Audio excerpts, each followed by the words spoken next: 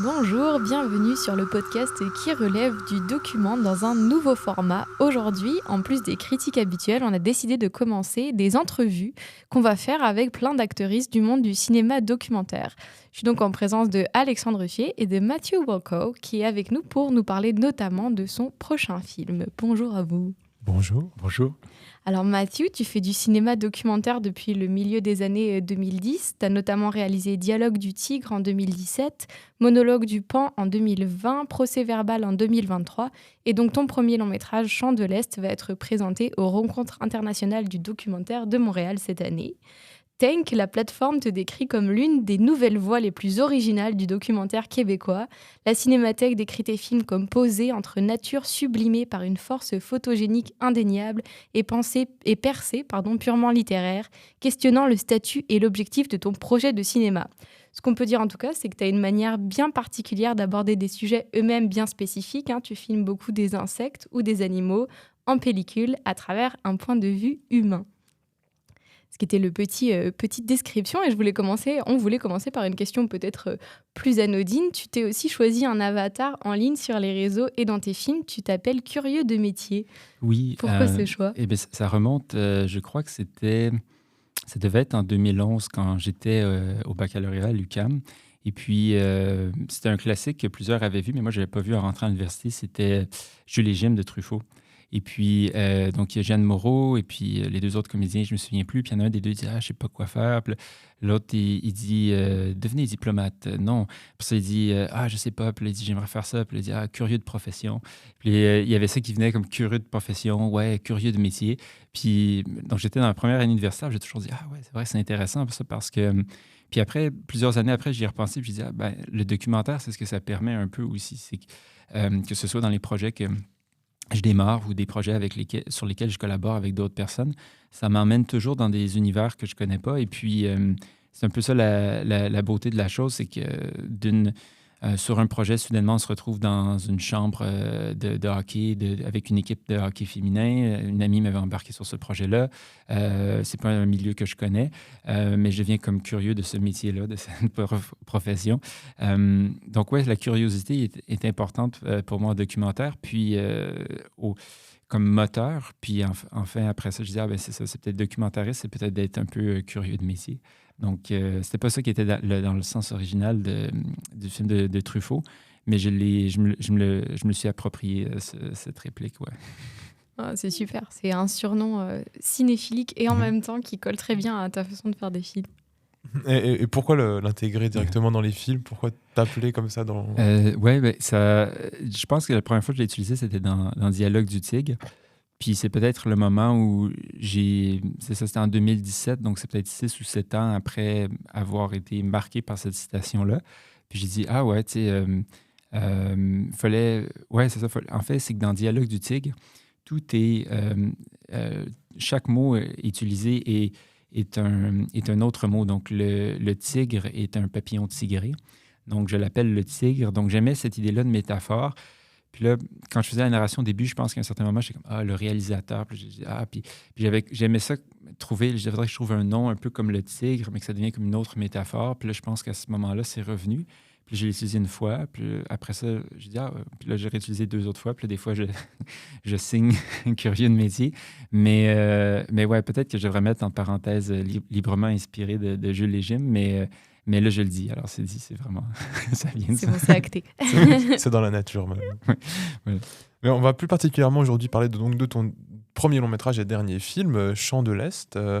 On se disait, c'est un film qui est quand même assez difficile à résumer, qui brasse beaucoup de choses, qui est foisonnant. Donc, on s'est dit, on allait commencer par un petit exercice de résumé. On allait chacun proposer notre résumé du film, en commençant par nous. Et puis après, finalement, tu pourras présenter comme toi tu le veux le film. Parfait, je vous écoute. Donc, Chant de l'Est, c'est un film sur l'arrivée de cigales Brood X aux États-Unis, qui sont là une fois tous les 17 ans. Et ça correspond, hasard ou pas, avec un moment de changement politique très important aux États-Unis. Et tu t'es dit, en filmant les cigales, je vais en même temps filmer un nouveau cycle de la société humaine américaine. Pas mal, pas mal. Ok, je vais essayer de Attention. partir dans une autre direction, moi. Ok, Chant de l'Est, c'est un film sur la co-création et sur la dissociation du son et image dans la façon la plus littérale de le faire. C'est-à-dire que les deux sont capturés par des personnes différentes. Et donc, c'est un film qui documente aussi ça, finalement, ses propres composantes et son tournage. C'est deux bons résumés, deux bonnes façons de le résumer. Puis oui, ben, je commencerai peut-être parce que ce que tu as dit, c'est une co-réalisation. Donc, il n'est pas là avec nous aujourd'hui, Jean-Jacques. Mais donc voilà, c'est un projet qui a débuté. Le premier flash, la première étincelle est partie de moi. Puis on le voit un peu dans le film, je l'explique.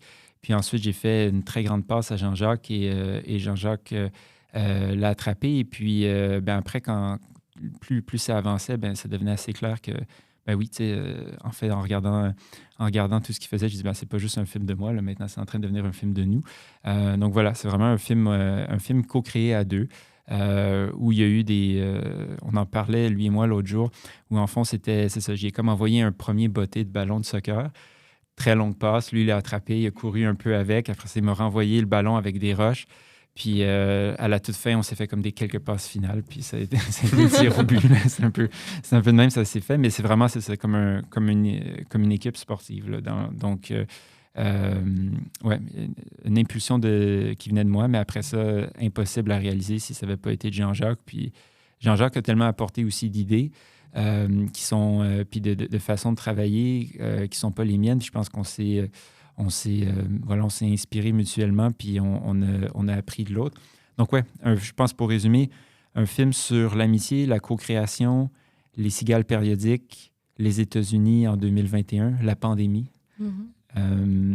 et toutes ces choses. Voilà. Ah, bah, c'était facile finalement. Tu parles de co-réalisation, que ça s'est mis en place petit à petit. Est-ce que c'est la pandémie qui a déclenché ce besoin d'avoir une co-réalisation ou ça venait d'autre part à la base? C'est vraiment la pandémie parce que dans le premier film, Dialogue du Tigre, que vous avez vu, ce film-là date de 2017, mais dès 2012, Jean-Benoît Duval, qui est le protagoniste dans ce film-là, avait créé un événement Facebook où il avait invité plein de gens pour qu'on soit comme une délégation du Québec qui descende en 2021 assister à ça. Puis je ne connaissais pas le phénomène. Donc, en faisant le premier film avec lui, c'était comme, OK, ouais, on va faire un deuxième film ensemble après, puis ça va être ça. Ensuite, quand j'ai commencé à faire des demandes de financement en 2020, ben, quelques temps après, dans les mois qui ont suivi, très tôt, il y a eu la pandémie. Puis après, évidemment, ben, c'était pas un projet qui semblait faisable dans un court terme. Et puis, j'étais vraiment attaché à l'idée. Puis je me disais, on vit quand même un moment particulier dans notre histoire des 100 dernières années. Puis il y a peut-être quelque chose qui va arriver, puis la coïncidence de tout ça. Donc, j'en parlais beaucoup à Jean-Jacques. Puis j'attendais d'y aller, à savoir s'il y avait à avoir de l'argent, si ça allait se simplifier, presque, je dirais, comme 5 ou 6 semaines du tournage. Puis là, je regardais toutes sortes d'options, puis je me disais, il y avait toutes sortes d'enjeux éthiques, pratiques, médicaux en jeu, dans le sens où c'était, à l'époque, pour traverser aux États-Unis, c'était possible de revenir en avion, je pense, mais pour y aller, il fallait y aller en taxi puis marcher jusqu'à la frontière. Donc, il y avait beaucoup de choses complexes.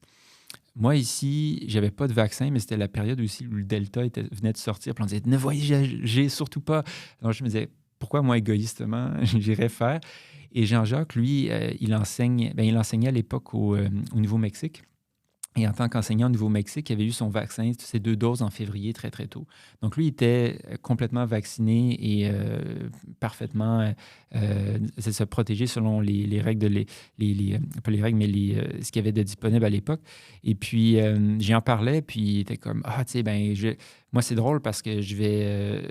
c'est pas drôle, mais un des parents dans la famille de sa conjointe, Bretta, était décédé. Il se trouvait en Caroline du Nord, non loin quand même, à quelques heures du Maryland. Et à ce moment-là, lui, il me disait, je vais être là de toute façon dans la région, donc on pensait peut-être se rencontrer. Puis à un certain point, j'ai dit, écoute, c'est compliqué, puis j'ai l'impression que je vais mettre beaucoup d'argent puis d'efforts pour essayer de passer, puis je ne suis plus en train de penser vraiment au film. Puis toi, tu vas être quand même dans la région, tu vas aussi prendre l'occasion pour aller voir quelques amis, puis tu t'en vas là de toute façon. Donc, c'est peut-être plus simple simplement que tu filmes des images, puis que je te donne un peu ma Bible avec tout mon document de tournage, puis que je mette l'énergie et l'effort dans ces choses-là. Puis toi, ça te convient-tu? Puis tout. Puis lui, il était comme, ah mon Dieu, OK, tu me le donnes. Puis j'ai dit, ouais. Puis j'ai dit, ouais, faisons ça. Puis à partir de ce moment-là, c'était comme clair quand j'ai donné les clés des mains qu'il n'allait pas juste me rencontrer là-bas, mais OK, j'y donnais vraiment comme les clés du véhicule. Puis on va se communiquer ensemble tous les jours. Puis ça a été la meilleure décision parce que j'aurais jamais pu inventer ce genre de dispositif-là, puis si on veut, narratif entre nous deux. Au départ, quand je réfléchissais à ce projet-là. Donc, ma très longue réponse à ta question, au tout départ du projet, ce n'était pas une co-réalisation, c'est vraiment les événements qui l'ont forcé. Puis voilà, ouais, j'ai comme expliqué peut-être beaucoup en détail, mais je ne sais pas si vous pourrez couper peut-être. Oh non, mais c'est super. Ouais. Puis moi, il y a un truc que je retiens dans ta réponse quand même, c'est ce moment où tu décides de lui donner les clés, comme tu dis, de lui faire confiance. Et je suis pas sûre que tu as mentionné, mais du coup, quel était ton lien avec lui? Est-ce que vous aviez déjà travaillé ensemble? Pourquoi tu décides à ce moment-là de faire OK, c'est bon, je peux faire confiance et on peut créer un truc? Plusieurs choses. En fait, on se connaissait de la maîtrise à Concordia. On ne l'avait pas fait la même année. Puis, on avait vu chacun ce que l'autre faisait, puis on voyait des ponts communs, puis on trouvait ça intéressant. Donc, on gardait relation épistolaire, on s'écrivait, puis donc, c'est ça, on gardait contact. Et j'aimais beaucoup ce que lui et Bretta, sa copine, faisaient. Puis, eux me donnaient des commentaires aussi sur mes trucs. Puis, après ça, à un certain point, je me suis dit, ouais, si je donne les... En plus, que ça tombait vraiment bien qu'elle est dans la région, parce que je me disais, si j'étais pour donner les clés à quelqu'un, il n'y a pas beaucoup de personnes, puis Jean-Jacques serait une personne à qui je pourrais donner les clés parce qu'on discute un peu le même langage, on a les mêmes intérêts. Donc, je savais qu'il y a certaines choses, j'ai dit, OK, voici le cadre, mais propose-moi des choses aussi. Puis, de toute façon, en fait, au final, tout ce qu'il a proposé, j'ai trouvé ça génial. Donc, après ça, je m'attendais aussi à ce que ça soit quelque chose de genre-là où tout ce qu'il allait proposer, j'allais probablement être tout aussi interpellé. Puis, c'est ce qui est arrivé. Donc, c'était un peu la parfaite personne pour le faire. Puis, le contexte était compliqué, mais en même temps, était parfait du fait qu'il allait là-bas. Donc, c'est comme ça. Ouais, et puis, c'était tellement particulier comme contexte que je me suis dit, OK, ben, au montage, il faut que ça fasse partie du film parce que le film en train de se faire est presque aussi intéressant que le film. C'est vrai. Et les deux font partie, finalement, du film. Ce qui est intéressant, c'est qu'on a vu quelques courts-métrages que tu as fait avant, et j'ai l'impression que l'épistolaire, ça fait toujours un peu partie de ton travail, où tu es toujours en tandem dans tes films. Et finalement, la co-réalisation, ça paraissait presque la suite logique de ton travail. A posteriori, ce que tu dis, c'est vrai, a posteriori, mais au départ, j'y ai pas pensé. Donc, c'est vraiment... ouais, la relation épistolaire des lettres, de l'écrit. Donc, ouais, ça c'est comme arrivé naturellement, mais en même temps, on dirait qu'il fallait que ça arrive. Du coup, moi, je me demandais un petit peu plus concrètement, donc tes entrevues, elles avaient un dispositif récurrent. C'était Jean-Jacques qui allait d'abord filmer des images, un portrait silencieux, comme tu disais. Et ensuite, toi, tu effectuais les entrevues sonores avec les gens. Et je me demandais comment vous prépariez ça. Est-ce que vous faisiez des pré-entrevues? Comment vous sépariez le travail? Oui, donc, au final, les gens qu'on voit dans le film, je dirais qu'il y a à peu près une moitié de ces gens-là que c'est des gens que j'avais identifiés, puis OK, oui, telle personne, j'avais déjà prévu les rencontrer. Puis il y a d'autres personnes, comme ça arrive toujours en documentaire, qu'on trouve, qu'on découvre, puis qu'on rencontre sur le moment même. Donc, c'est un peu des deux. Puis, la plupart du temps, ce qu'on faisait, c'est que quand c'était des gens que je connaissais déjà ou que j'avais déjà fait le contact, j'entrais en contact d'abord avec eux. Puis là, je leur disais, je leur posais des questions, puis je leur disais, OK, Jean-Jacques va... Puis j'enregistrais les conversations Zoom. Puis je disais, OK, Jean-Jacques va revenir vous voir. Puis il va vous filmer, puis il va peut-être aussi réenregistrer les questions parce que je savais qu'il y avait un meilleur micro aussi. Puis au final, ce qu'on a dans le film, tout ce qui était... En fait, ça va un peu de soi, mais une entrevue en vidéo, quand on ne connaît pas quelqu'un personnellement comme lui et moi, on se connaissait, il y a toujours quelque chose d'un peu froid où c'est pas aussi, il n'y a pas la même chaleur. Donc, même s'il allait voir les gens puis leur posait presque les mêmes questions ou des questions apparentées ou qui revenaient les voir et rediscuter des mêmes choses, des fois, les gens avaient eu la chance d'y réfléchir en 2-3 jours, donc d'arriver avec une meilleure réponse. ils étaient plus à l'aise, c'était plus chaleureux, ils étaient là. Donc, au final, après ça, quand j'ai réécouté ce que lui, il dit, c'est tellement plus intéressant quand lui est là. Puis, il y avait, c'est ça, une énergie qui était intéressante. D'autres fois aussi, des gens qu'on ne connaissait pas avant de faire le voyage, le film, lui, il les rencontrait, puis il disait, écoute, j'ai rencontré cette personne-là, puis j'ai enregistré ça. Donc, il y a des gens, par exemple, là, au festival, au Cicada Fest, à qui, moi, je n'ai jamais parlé. Là. Donc, vraiment, c'est ça, c'est Jean-Jacques qui est allé. J'ai dit, va à ce festival-là, puis essaie de voir s'il y a des gens. Donc, c'est lui qui. Puis, on avait comme convenu, j'avais donné quelques questions, puis un cadre, puis il m'avait fait des propositions, puis j'ai dit, ah ouais, ça c'est bon. Donc, on a comme convenu de quelque chose assez vite. Puis c'est ça, puis j'y avais dit aussi, tu sais, on va garder beaucoup de nos conversations probablement. Donc, intègre aussi de tes conversations avec les gens parce que ça va être intéressant, cet aspect-là. Puis c'est ce qu'il a fait. Puis, donc oui, c'est un peu de tout dans tous les sens. Des fois, ça vient de moi, des fois, ça vient de lui. Puis, ouais, après ça, il y a un moment où j'ai décidé, non, on va juste garder les entrevues au son qu'il a faites parce qu'elles étaient meilleures pour toutes les raisons que j'ai énumérées, là. Beaucoup d'allers-retours, c'est hyper intéressant. Et d'ailleurs, moi, j'ai adoré la scène du festival, si jamais. C'était les cigales en brochette, ça m'a fait rire. Avec tout le monde qui vénère les cigales, mais qui les mange en même temps. Je trouve ça trop drôle. Oui, il y a des gens que ça fait rire, des gens que ça fait pas rire, des gens... C'est vraiment... Il y a toutes les réactions avec les cigales en brochette. Mais c'est ça, puis c'est comme un peu ce que je dis dans le message vocal à Jean-Jacques, c'est il y avait plusieurs images aussi sur les réseaux sociaux où on voyait des gens qui filmaient les grenouilles, les serpents, tous les autres prédateurs des cigales. Et puis, c'est ça vraiment, des serpents où l'on voit le long du corps, là, des corps de cigales dans le long du serpent. Donc, tout ce qui était prédateur de cigales était très présent et très visible. Puis là, c'était comme de dire, ah ouais, OK, fait, ouais, les humains sont aussi prédateurs de ces cigales-là, mais les célèbres aussi en même temps.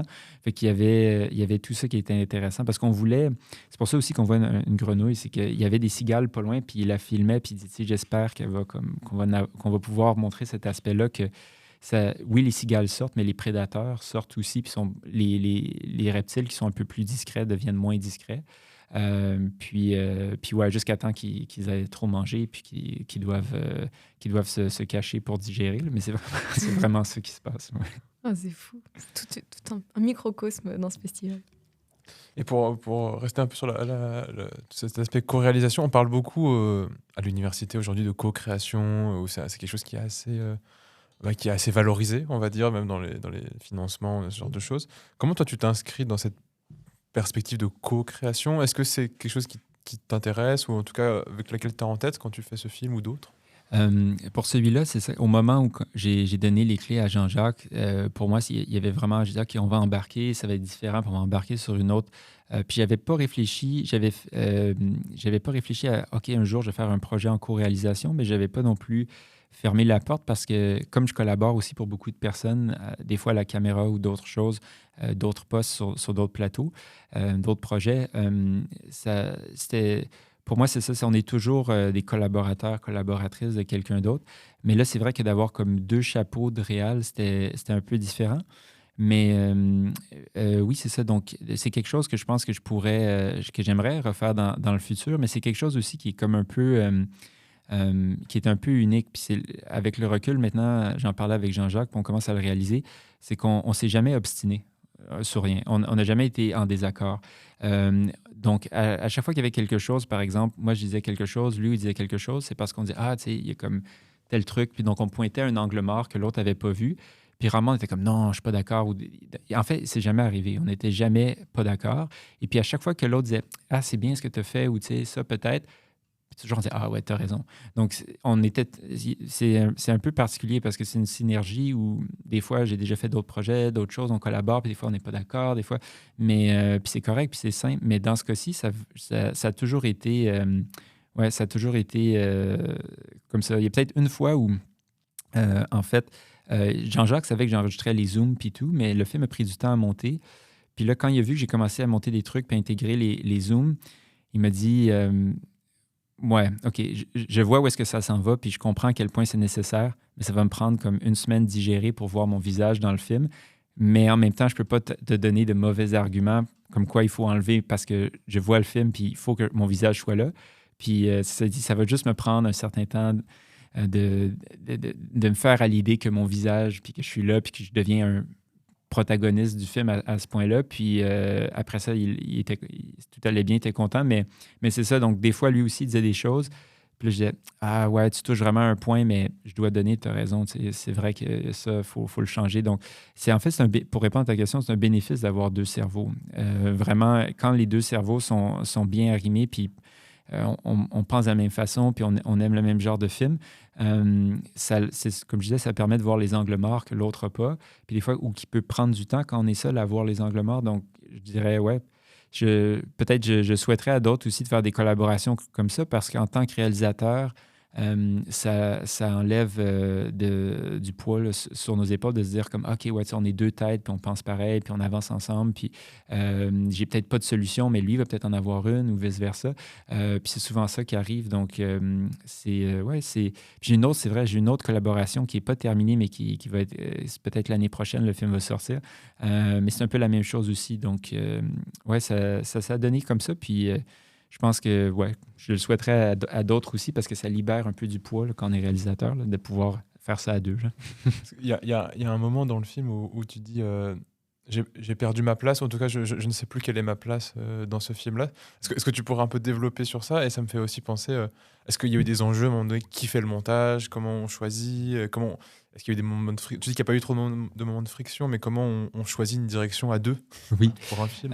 Bien, peut-être, ouais, en fait, je réponds à la première chose en premier.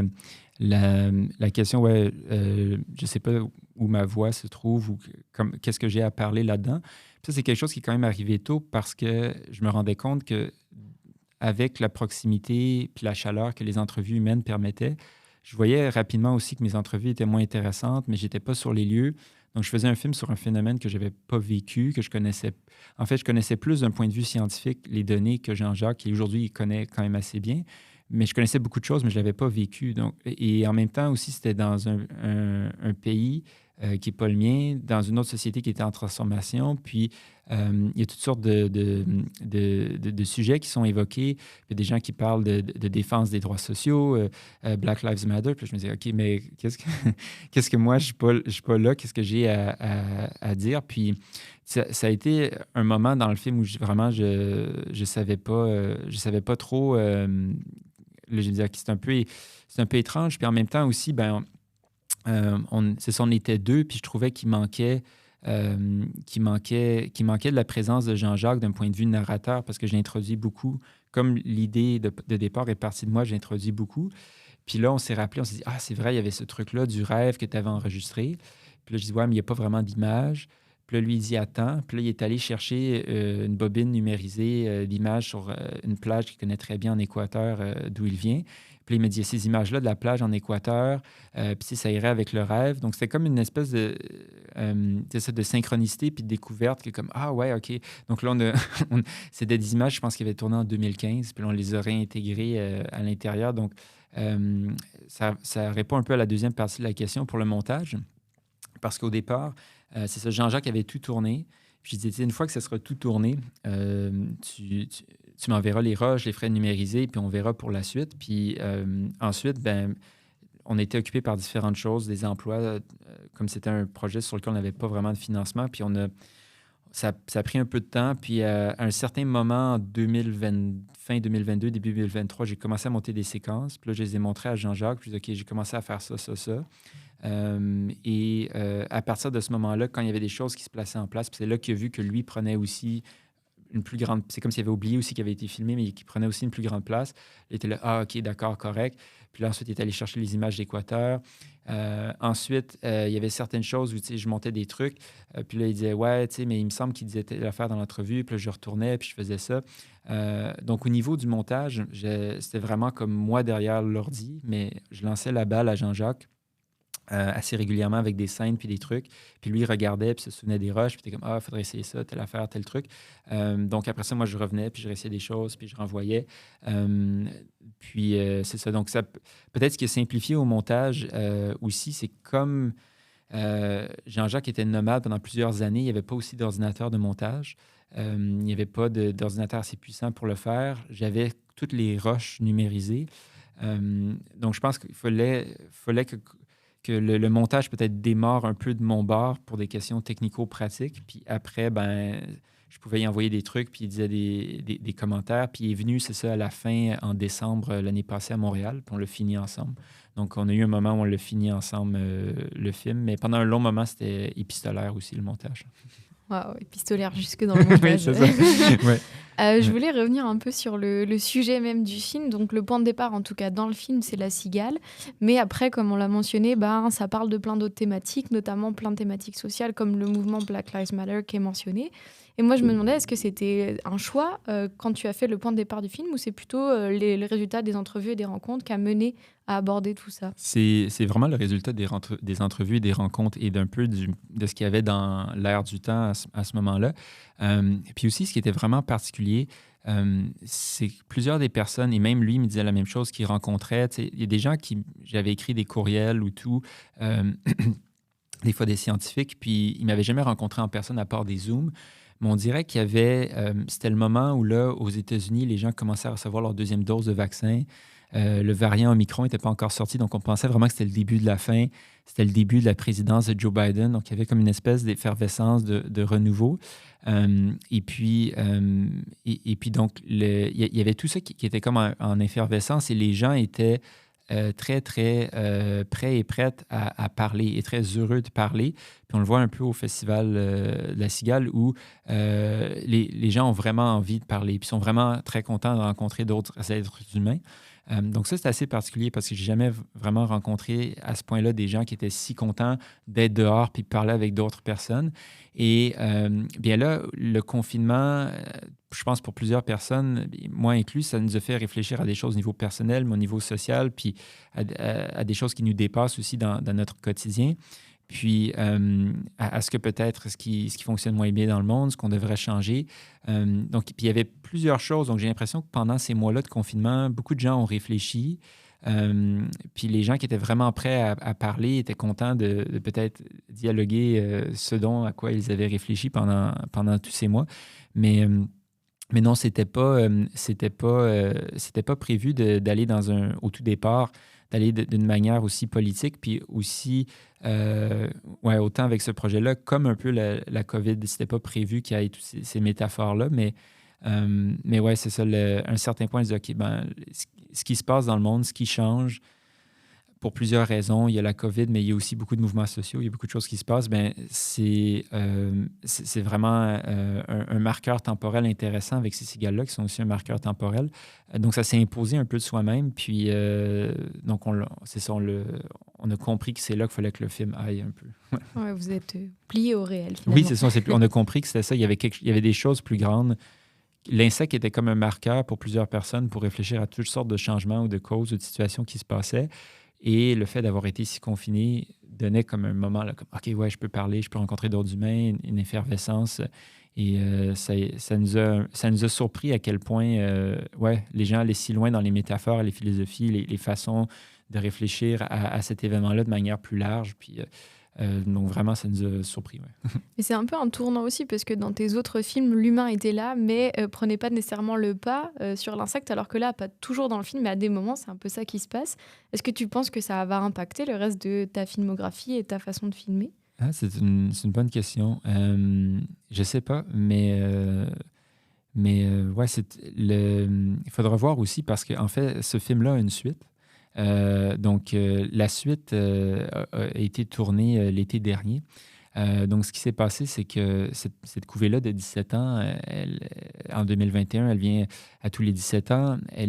C'est la plus grande couvée de cigales périodiques parce qu'elle couvre un territoire de 15 États. C'est très dense aussi. Mais il y a d'autres couvées de 17 ans qui sont plus petites, moins denses. Mais là, cet été aussi, il y avait en Illinois la rencontre de 2 couvées de 13 et 17 ans.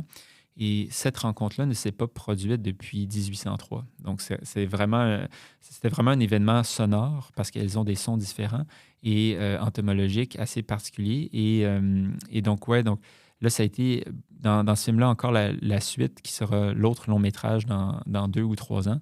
Ça a été aussi le cas d'aller à la rencontre de plusieurs personnes, certains des individus qui étaient présents dans le premier film.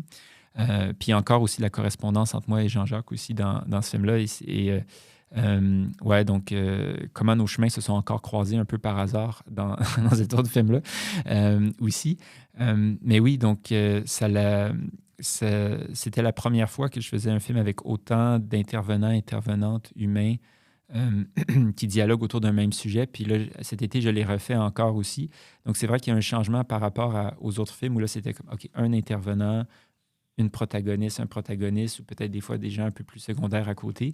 Mais là où tu as vraiment comme une chorale de personnes qui parlent, il va en avoir un deuxième comme ça. Après, je ne sais pas si je vais en faire d'autres encore comme ça.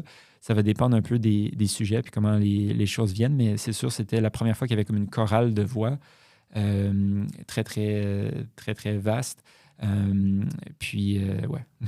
Ok, trop bien. Et du coup, je me permets, avant que tu poses une petite question là comme ça qui vient, mais parce qu'en fait, on n'a même pas parlé du fait que quand même, tu as un intérêt particulier pour les insectes.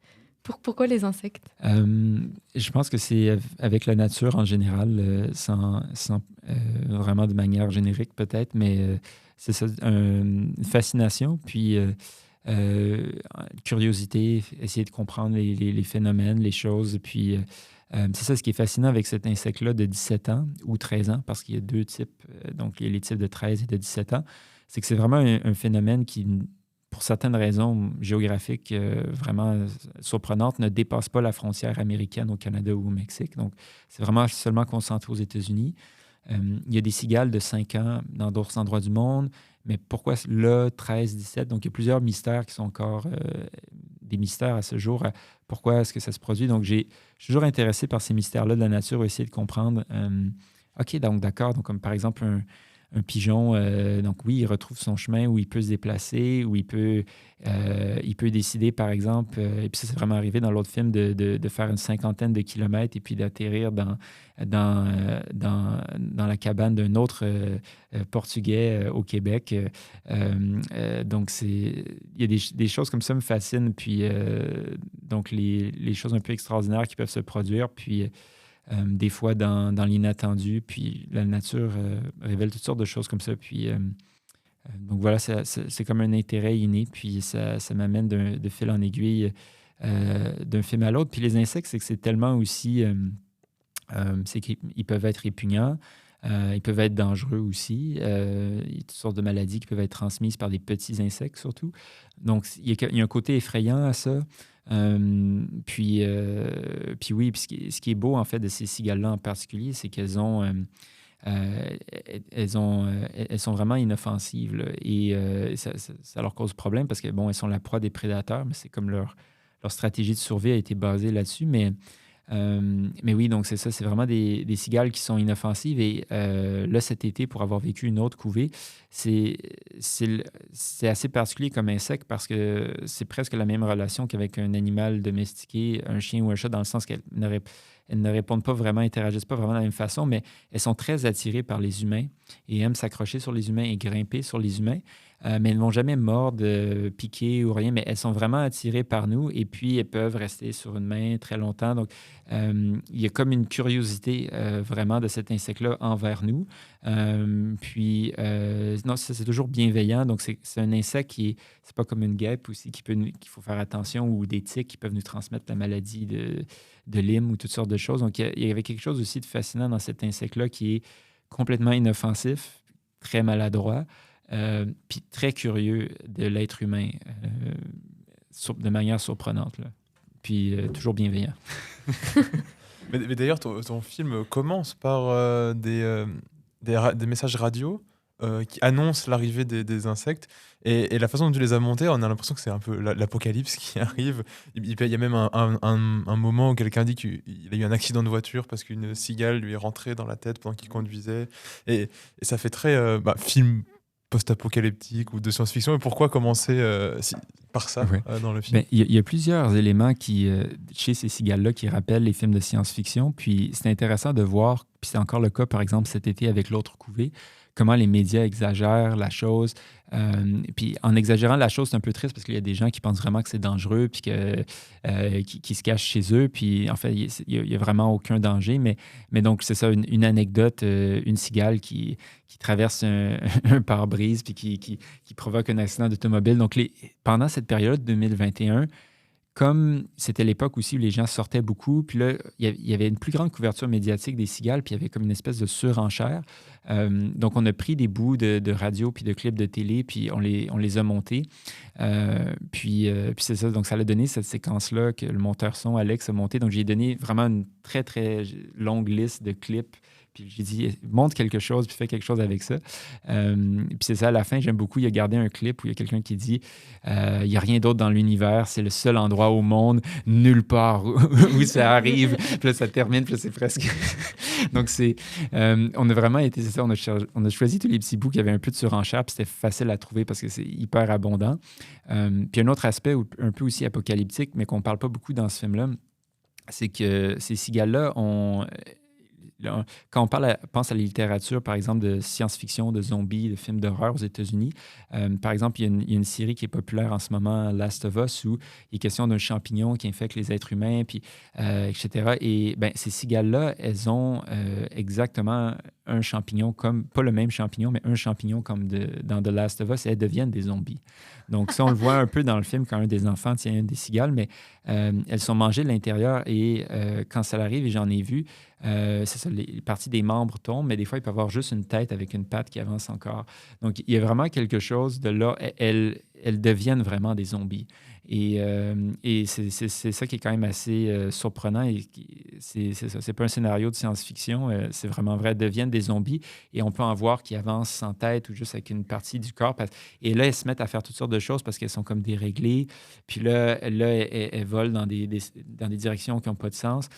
Donc, ouais, vraiment, elles deviennent des zombies. C'est exactement comme dans la série de Last of Us. C'est un champignon qui tranquillement les atteint au cerveau. Et puis, mais elles ne se mangent pas entre elles, mais c'est qu'elles perdent la carte complètement. Là. Et puis, le champignon est assez puissant pour quand même continuer à leur donner l'énergie pour que des portions de corps avancent. Donc, ça, c'est vraiment effrayant, mais c'est le cas. Donc, il y a un peu de science-fiction pour vrai là-dedans. Oh, c'est 100 fois mieux que The Last of Us. Fais une série sur ça, s'il te plaît. Et je trouve même plus loin que le film a une ambiance, peut-être c'est juste moi, tu me diras, de film parano des années 70. Moi j'ai pensé à Blow Up, à Blowout et même à The Conversation avec la personne avec une perche qui comme ça, qui est dans la rue, qui enregistre des sons. Et je trouve une ambiance générale un peu justement de passage de transition, on sait pas trop ce qui se cache derrière et ce qui rend les gens un peu paranoïaques. Oui, puis je pense que c'est un peu la pandémie COVID qui a amené les gens aussi à... tout le monde à devenir un peu paranoïaque avec ce qui se passe, le monde, qu'est-ce qui arrive, mais aussi de réfléchir à toutes sortes de choses où c'est Steven, justement, avec la perche, à un moment dans le film, il fait référence à un livre des années 80, un livre de science-fiction où les gens écoutaient la télévision. Et puis là, il y avait un virus dans la télévision, puis ça rentrait dans le cerveau des gens, puis les gens se mettaient à agir de manière un peu surprenante. Puis lui, c'est ça, il faisait le parallèle avec le fait qu'aux États-Unis, mais un peu partout aujourd'hui, bien là, encore même avec l'intelligence artificielle, on voit des images, mais est-ce qu'on peut y croire? Qu'est-ce qui est vrai? Qu'est-ce qui est faux? Donc, la question de la vérité est vraiment quelque chose qui, dans les 3 ou 4 dernières années, avec toutes les fausses nouvelles qu'on peut voir, toutes les images qui sont truquées, mais qui ont l'air qui sont réalistes. Donc, il y a comme une crainte par rapport à ça. Puis, c'est incarné par un des personnages, à savoir, OK, dans quel monde est-ce qu'on s'en va? Ce confinement, toutes les instabilités politiques, puis ce qu'on croyait avant comme étant une preuve, une image, mais là, on ne peut plus dire oui, c'est une preuve, c'est vrai, parce que ça peut être facilement truqué, puis à chaque mois, c'est toujours plus avancé. Donc, qu'est-ce que vont être les médias de demain? Donc, il y a comme une sorte de crainte un peu, peut-être à la Big Brother là, qui apparaît à un certain moment du film. Là, qu'est-ce que vont être les médias ou est-ce qu'on va pouvoir croire, qu'est-ce qu'on voit, les images avec tout ce qui est possible de truquer aujourd'hui. Puis les gens qui relaient des fausses nouvelles aussi, puis qui dupent certaines personnes. Donc, il y a tout ça qui est comme une angoisse qui est incarnée par certaines personnes dans le film. Puis encore, c'est venu un peu naturellement. Chaque personne, je pense, y avait réfléchi. Puis là, c'est comme l'occasion d'en parler. Donc, après les confinements, là, ça sortait. C'est intéressant de parler de ce remaniement des images dans une toute autre mesure. Moi, il y a un moment dans le film Ou du coup, c'est le moment où la caméra a un problème et vous réalisez que vous avez perdu des images et c'est un moment qui est super pour plein de raisons parce qu'il vous montre votre dispositif et on en parlera. Mais moi, c'est un moment où je me suis dit: «D'accord, mais du coup, les images que j'ai vues avant, qu'est-ce que c'était?» Et je me suis dit: «Ah, peut-être que le film n'est pas monté de manière aussi linéaire que ce que j'en avais l'impression». Et du coup, est-ce que c'était un choix délibéré, j'imagine, de mettre ça après des images qu'on avait vues quand même? Oui, donc c'est ça. Le problème est intermittent aussi, mais il y a des choses aussi qu'on a placées un peu plus tard, des fois, surtout par question de rythme, puis là, c'est tel discours, ça en vient bien à tel moment. Mais c'est ça, le moment où... Puis ça, c'est très étrange parce que, par exemple, si on prend la performance avec David qui arrive à la fin du film, ça, c'est quand même une des dernières choses qui ont été tournées. Et avec le mauvais magasin. Mais non, en fait, c'est pas une des dernières choses qui a été tournée. C'était quand même assez tôt, mais avec le mauvais magasin. Et par miracle, c'est une des seules bobines dans le mauvais magasin défectueux qui est demeurée intacte, avec chance. Pour expliquer, c'est qu'il y a un magasin qui est défectueux, Oui. qui fait vibrer la pellicule, si je comprends bien, qui fait Oui. que l'image saute. Exact. C'est ce qui se passe, c'est que je pense que c'était une courroie dans le magasin qui, une fois avec le moteur, il y avait comme un léger, c'est ça, comme un embrayage qui se faisait plus vraiment. Puis ça tirait trop ou trop peu sur la pellicule au retour. Et ça l'a fait débarquer ce qu'on appelle la plaque de pression, la pressure plate sur la Bolex. Et des fois, elle se réengageait, des fois, elle se désengageait. Donc, c'était intermittent. Puis sur certains bobines, il n'y a pas eu de problème. Puis sur d'autres, ça a été complètement perdu. Donc, il y a ça aussi. C'est un problème qui a été intermittent. Mais à un certain point, quand on a vu vraiment, comme on le voit dans le film, là, qu'on l'explique, le problème, là, on a dit, OK, ben, on va devoir couper en rouleau de 100 pieds. Puis on va enlever le magasin de 400 pieds. Donc, on va couper, au lieu de tourner avec des bobines de 11 minutes, on va tourner avec des bobines de 3 minutes. Et bien, le hasard, encore la synchronicité, faisait bien les choses. Mais au Maryland, à Rockland, où Jean-Jacques était, qui était dans l'épicentre de tout ça, il y a un des plus grands laboratoires de pellicules aux États-Unis qui est Color Lab. Donc, j'ai appelé Color Lab, il est allé à 2-3 rues à côté chez Color Lab, puis il a dit, j'ai tous ces 400 pieds-là, pouvez-vous les couper en 100 pieds? Puis ils les ont coupés en 100 Waouh! pieds. Donc, on avait comme un laboratoire qui pouvait nous aider parce que sinon, on n'avait pas de chambre noire pour couper les 400 pieds en 100 pieds. Mais c'est ça encore, c'est comme une espèce de don de synchronicité. C'était dans la ville où il y a un des plus grands laboratoires aux États-Unis, donc on a été très chanceux d'avoir ça. Sinon, ça aurait toujours été au hasard. Certains magasins fonctionnaient, d'autres ne fonctionnaient pas. Donc, ouais, voilà. Je pense, est-ce que c'était ça la question? Je ne me rappelle plus, ouais. Ma question, c'était pourquoi le choix de mettre cet événement à ce moment-là dans le film? Ouais, donc je pense, c'est ça, c'est ça nous aidait aussi de le voir à ce moment-là parce qu'après les scènes qui venaient, commençait à avoir plusieurs problèmes. Donc, je pense que la scène on sent un peu le problème, mais pas tout à fait dans la scène au festival. Donc, on sent qu'il y a quelque chose d'un peu étrange, mais on ne sait pas c'est quoi. Puis après, quand on va parler avec la photographe Oksana, là, on a seulement plus, disons, conservé des images fixes parce qu'il y avait sur chaque 10 secondes, peut-être une image fixe qui était bonne. Donc là, il fallait les extirper. Donc, ça permettait de comprendre aussi pourquoi, OK, puis après, quand on voit les gens en banlieue qui discutent, le couple plus âgé, là aussi, donc là, on pouvait comme expliquer ou comprendre un peu mieux pourquoi il y avait, au niveau du rythme puis de la cadence d'image, il y avait des choses qui changeaient. Donc, ouais, je pense que c'était par question disons, de progression narrative, ça tombait bien là, mais en même temps aussi, c'était pratique parce qu'après, ben, tout ce qui venait, fallait être créatif puis dire, OK, qu'est-ce qu'on va faire avec ces images-là, puis comment on va les travailler différemment parce qu'il y en a peu ou pas, ou qu'est-ce qu'on va faire. Donc, ça arrive aussi à un bon moment parce que, par hasard, les entrevues après étaient plus laborieuses à dire, OK, qu'est-ce qu'on fait avec les images? Comment on les travaille pour que ça soit intéressant à regarder quand même, puis que ça soit pertinent. Puis, ouais, comme je disais, avec David, on a été très chanceux parce que c'était avec le magasin défectueux et ça aurait pu ne pas fonctionner, mais un miracle a fait que ça a fonctionné avec lui. Ouais. Ouais, c'est intéressant ce que tu parlais tout à l'heure de notre rapport à la vérité qui avait changé, de notre rapport au monde qui était peut-être un peu plus paranoïaque, ou en tout cas à la pandémie. Et ce qui fait que ton travail de la pellicule fait que l'image, au fur et à mesure du film, s'abstrait de plus en plus parce que au début, c'est assez classique, et puis petit à petit, l'image commence à vibrer, puis après, il y a plus que des arrêts sur image ou des traits ralentis. Donc, au final, ton film travaille par l'image aussi, par la pellicule, ce travail de l'image qui devient peut-être un peu plus floue. Oui, tout à fait. Puis, ça a été plaisant parce qu'au départ, bon, quand on a su que ces problèmes-là arrivaient, puis qu'on a vu certaines choses au laboratoire, on était vraiment découragés. Là. Au début, c'était pas une partie plaisir, mais au final, avec le recul, c'est vraiment devenu comme un moteur créatif. Parce que là, c'était de se dire, OK, qu'est-ce que... puis là, on revient à tout le processus. Qu'est-ce qu'une image? Et là, j'envoie quelqu'un faire des images. Mais en même temps, moi, j'avais accès à plusieurs images sur Internet. Puis on voit certaines images de médias aussi que j'ai pu aller glaner sur le web. Donc, j'avais accès à plusieurs images haute définition. Mais j'ai quand même demandé à quelqu'un, je disais, hey, veux-tu aller tourner des images? Donc, c'est pour ça qu'on. Puis ensuite, Jean-Jacques avait une pratique, et ça vient de lui, de mélanger plusieurs formats vidéo, pellicule, numérique. Donc là, avec ça, j'ai comme accueilli cette chose-là. Puis je disais, OK, ouais, on va essayer avec plusieurs textures, plusieurs couleurs.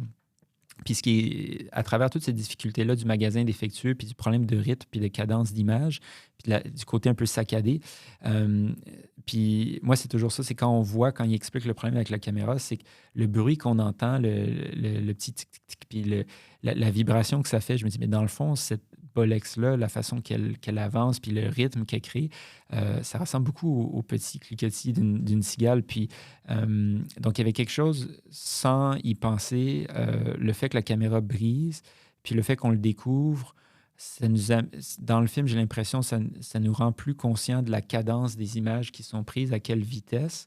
Et cette cadence-là des images qui avancent dans la Bolex, puis du bruit, de ronronnement, de tic, tic, tic, tic, tic, tic, ressemble beaucoup au bruit des cigales. Donc, il y a quelque chose vraiment d'analogue dans cette espèce de rythme-là, très continu, de bruit aigu.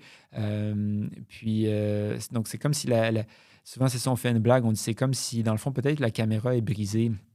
Peut-être qu'elle a été brisée parce qu'il y avait trop de bruit de cigale, il y avait trop de vibrations. Donc, on a comme réussi à utiliser ça à notre avantage de manière analogue où cette cadence-là, ce rythme, cette pulsation-là dans les images qui n'étaient pas désirées était le miroir du moyen de communication des insectes. Donc, ça devenait intéressant aussi que ces instantanés-là, avec le rythme saccadé que ça prenait une certaine forme comme l'abdomen qui vibre de ces cigales-là puis qui fait des cliquetis. Encore un imprévu fructueux. Absolument. Oui. Tout était fructueux. C'est ça, exactement. Tous les imprévus étaient fructueux. Puis, c'est la leçon que je retiens de ce projet, c'est d'accueillir toujours les imprévus parce qu'ils peuvent être plus fructueux qu'on pense. C'est vraiment la leçon que je retiens.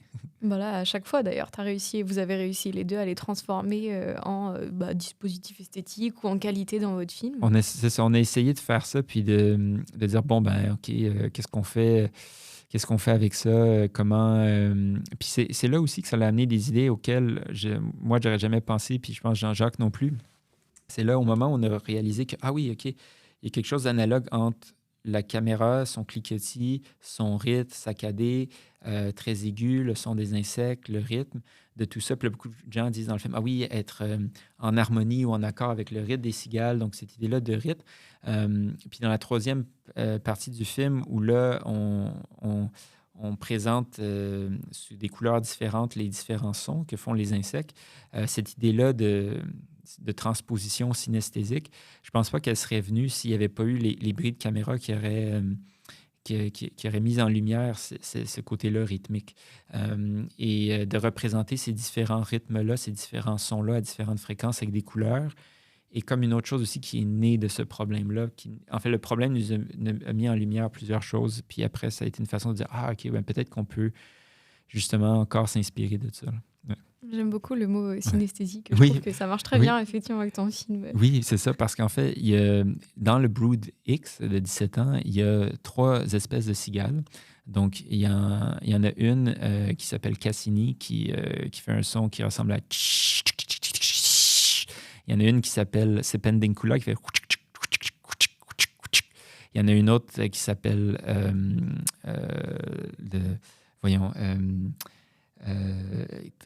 Sependecim, et c'est celle qui fait le son de... Donc, il y a vraiment ces 3 sons-là. Mais quand on les entend, les trois espèces en même temps dans la nature, en plus, elles chantent à différents intervalles. C'est comme une espèce de brouillard. Puis comment arriver à faire comprendre à un auditoire que, OK, c'est ça qui est en train de se passer. Puis, par exemple, quand David joue avec les cigales, quand il fait des notes plus aiguës, celles qui sont les Cassini, qui font les tss, tic, tic, tic, tic, tic, réagissent plus aux notes plus aiguës. Celles qui font les notes plus basses, qui est environ autour de 1,2 kHz, réagissent plus aux notes plus basses. Puis on le voyait dans le spectrogramme. On le voyait vraiment. Mais là, après ça, c'est tellement d'informations que comment trouver la façon de le transmettre à un public, ben, c'est là que l'idée de la synesthésie est venue. Puis, si on associe une couleur à un son, puis si on regarde, par exemple, un graphique sur un logiciel de correction couleur avec RGB, puis il y a des waveforms comme le son. Puis c'est là que l'idée m'est venue. Je dis, mais si on pouvait faire des waveforms avec la couleur, puis on prend les waveforms du son, puis les mettre, puis les faire animer. Donc là, j'ai demandé à un ami qui travaille en effets spéciaux, puis c'est-tu possible? Puis là, lui, il a créé un plugin qui nous a permis, en fait, de prendre les sons isolés. On essaie le plus possible d'isoler les trois sons la clarinette de David et de faire en sorte que ce soit le waveform du son qui alimente le waveform du rouge, du vert ou du bleu. Donc, quand on voit le film, on a une meilleure idée de, OK, telle cigale répond, telle autre répond. Puis ça, c'est tout venu encore les questionnements sur le rythme, les hertz, les fréquences, puis la caméra brisée. Donc, tout est dans le tout. Oui, tout est dans le tout, ouais. Voilà, on est au pile aussi dans un sujet qu'on voulait aborder, qui était ton rapport à la musique, parce que même là, quand tu fais le son des insectes, on voit qu'il y a une forme de musicalité. Il y a clairement cette scène où tu disais, où il y a David qui joue de la clarinette pour et avec des cigales. D'ailleurs, même le film va être suivi d'un concert au RIDM, oui, si je ne me trompe pas. Donc, David va être présent avec d'autres musiciens de Montréal aussi. Et là, il va y avoir des sons des insectes de cet été, en 2024. David, on s'est revus là aussi. Et là, ils vont performer, ils vont improviser. Ça va être un peu différent de ce que je vous décrivais parce que là, les sons des insectes ont été enregistrés. Donc, on n'aura pas l'expérience où les musiciens agissent et les insectes réagissent. Et la communication ne sera pas... Mais ça va donner une idée grosso modo, mais il n'y aura pas l'interaction vice-versa. Mais oui, David, c'est comme... en anglais, on dit serendipitous ou synchronicité. Donc, c'est vraiment comme une découverte de synchronicité où c'était un des premiers que j'avais contacté aux alentours de 2019-2018, quand là, j'ai dit, OK, ouais, le projet approche 2021. Et c'est ça, on était resté en contact. Et puis, c'est comme comme une découverte qui était, une rencontre qui était comme due pour le destin, un peu, là, parce qu'on a tellement d'atomes crochus. Puis, j'ai travaillé beaucoup avec la musique, avec d'autres musiciens qui improvisent. Donc, lui, il improvise, mais en plus, avec ces insectes-là, il improvise aussi avec des baleines. Puis c'est ça, c'est un individu vraiment intéressant parce qu'il écrit plusieurs livres sur le sujet. Il est aussi professeur de philosophie et de musique. Qu'est-ce qu'il ne fait pas? Qu'est-ce qu'il ne fait pas, c'est ça. C'est vraiment... donc, c'est vraiment quelqu'un de très, très inspirant. Puis, il fait aussi plusieurs projets. Je fais des projets avec des oiseaux. Donc, on a plusieurs atomes crochus. Puis, c'est vraiment quelqu'un qui est très, très inspirant. Puis, ouais, c'est ça. Vous allez voir, si vous venez le 26, vous allez voir David, c'est vraiment inspirant. Puis, ouais. Je vais peut-être revenir sur la pellicule un petit peu avant qu'on passe sur le son. Parce que aujourd'hui, toi, tu filmes un documentaire en pellicule, ce qui se fait, mais ce qui n'est pas le plus répandu non plus. Parce qu'aujourd'hui, avec le numérique, il y a cette idée qu'on peut filmer 8 heures par jour pendant 2 semaines. Et puis après, au montage, on a le réel et puis on voit, bon, alors qu'est-ce qu'on a réussi à capter. Et je voulais savoir comment le fait de filmer en pellicule, donc être limité dans le temps de filmage, change ton rapport au réel filmé, tout simplement. Dans une manière où j'ai travaillé soit seul ou presque seul avec des individus dans d'autres films comme Jean-Benoît, où c'était lui et moi, ou mon voisin Orlando dans le temps. Ce que je trouvais qui était intéressant de travailler en pellicule puis en son, quand on est seul, puis on fait un film seul pour le tournage. En post-production, j'ai toujours beaucoup de gens, mais seul au tournage. C'est justement le fait de dire, OK, bon, ben là, j'ai capté des images. Et là, j'ai capté des sons, puis comme de plus séparer les deux choses. Donc là, on va dire, OK, donc d'accord, on va faire une entrevue, on va faire du son pour ça. Maintenant, on va faire des images de ça. Maintenant que j'ai fait mes images, il faut que je fasse des sons seuls de toutes les choses qu'on voit dans mes images. Donc là, après ça, c'est comme, OK, ouais, ça. Puis là, après ça, c'est plein de sons seuls, puis on va truquer le son seul qu'on a pris dans une autre prise, puis la coller à l'image. Donc, c'est comme beaucoup de collage comme ça qui est fait. Puis, moi, ça me rend... souvent, c'est ça, quand on est seul, ben, là, on doit penser, OK, la réalisation, il y a des gens, il y a un lieu, il y a des choses. Donc là, il y a comme la tête production-réalisation, mais là, il y a la tête aussi image, puis là, il y a la tête aussi prise de son. Donc, ça l'aide à comme séparer les choses, puis de juste dire, OK, là, c'est l'image, là, le son. C'est sûr qu'il y a des inconvénients parce que des fois, ben, il arrive des problèmes avec les caméras. Moi, ça m'était jamais arrivé, sauf là, c'est vraiment arrivé big time, comme on dirait. Donc, sinon aussi, des fois, il y a des enjeux parce que là, on est, tu sais, tel son, c'est difficile à synchroniser. Après, si tu veux une synchro, parce que là, il faut comme un peu forcer la synchro sur certains sons. Donc, des fois, il y a un peu ces enjeux-là. Il y a aussi l'enjeu que ça coûte quand même un certain coût. Donc là, il faut y aller de manière économique, méthodique, puis dire, bon, qu'est-ce que j'ai besoin, combien de temps, puis est-ce que j'en ai assez, est-ce que je peux faire ça? Puis, donc, il faut toujours comme calculer puis remonter le film un peu dans sa tête à mesure qu'on est en train de le faire. Fait que ça crée comme une espèce d'adrénaline qui est comme angoissante, mais qui est plaisante. Mais ouais, un état, je dirais, comme un état d'hyper-concentration.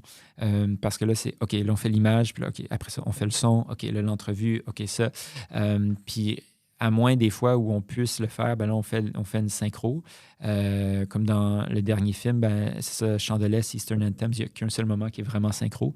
C'est quand David tape dans ses mains ou quelqu'un tape devant lui, dans ses mains. Tout le reste, la synchro, elle est reconstruite, elle est comme forcée avec plusieurs prises, ou c'est hors synchro.